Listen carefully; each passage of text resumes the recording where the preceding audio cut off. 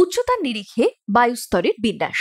উচ্চতার পরিবর্তনের সাথে সাথে বায়ুমণ্ডলের তাপমাত্রার পরিবর্তন ঘটে।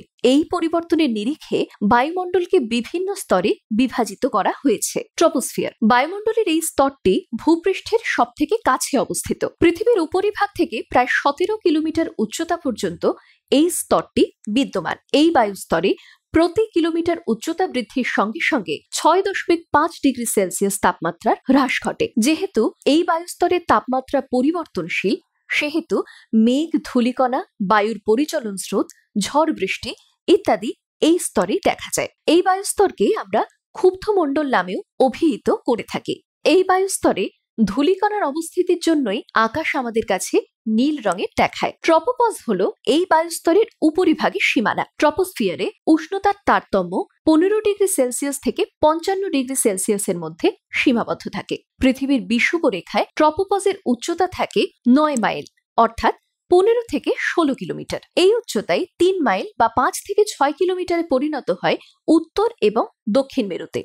যেহেতু মেরু অঞ্চলে বায়ু সংকুচিত অবস্থায় অবস্থান করে, তাই ওই অঞ্চলের উষ্ণতা গ্রীষ্মকালে বৃদ্ধি পায় এবং শীতকালে হ্রাস পায়। স্ট্র্যাটোস্ফিয়ার হলো ট্রপোস্ফিয়ারের ঠিক উপরিভাগের বায়ুস্তর। এই বায়ুস্তরটির উচ্চতা 10 থেকে 50 কিলোমিটারের মধ্যে সীমাবদ্ধ। এই স্তরে উচ্চতা এবং তাপমাত্রার মধ্যে সমানুপাতিক সম্পর্ক, অর্থাৎ উচ্চতা বৃদ্ধির সাথে সাথে তাপমাত্রাও বৃদ্ধি পায় এবং উচ্চতার হ্রাস ঘটলে তাপমাত্রারও হ্রাস ঘটে।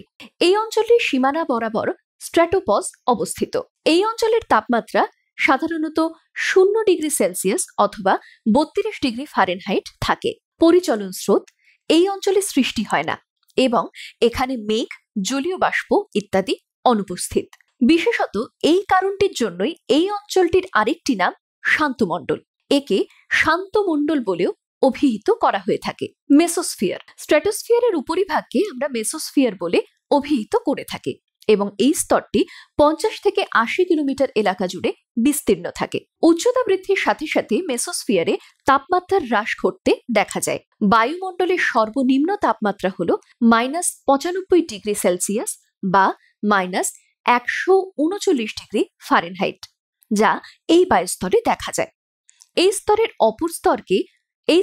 ওপরের স্তরকে আমরা মেসোপজ বলে অভিহিত করে থাকি।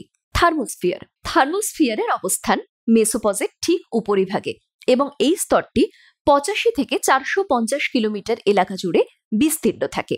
এই স্তরে প্রথমে উচ্চতা বৃদ্ধির সাথে সাথে তাপমাত্রারও দ্রুত বৃদ্ধি ঘটে এবং ধীরে ধীরে এই উষ্ণতা বৃদ্ধির হারে হ্রাস ঘটে। থার্মোস্ফিয়ারের তাপমাত্রা 1200 ডিগ্রি সেলসিয়াস পর্যন্ত পৌঁছতে পারে। এক্সোস্ফিয়ার 500 থেকে 600 কিলোমিটার এলাকা জুড়ে বিস্তীর্ণ এই বায়ুস্তরটিতে কম ঘনত্ব বিশিষ্ট গ্যাস অবস্থান করে এবং 1240 ডিগ্রি সেলসিয়াস এই স্তরের উষ্ণতা।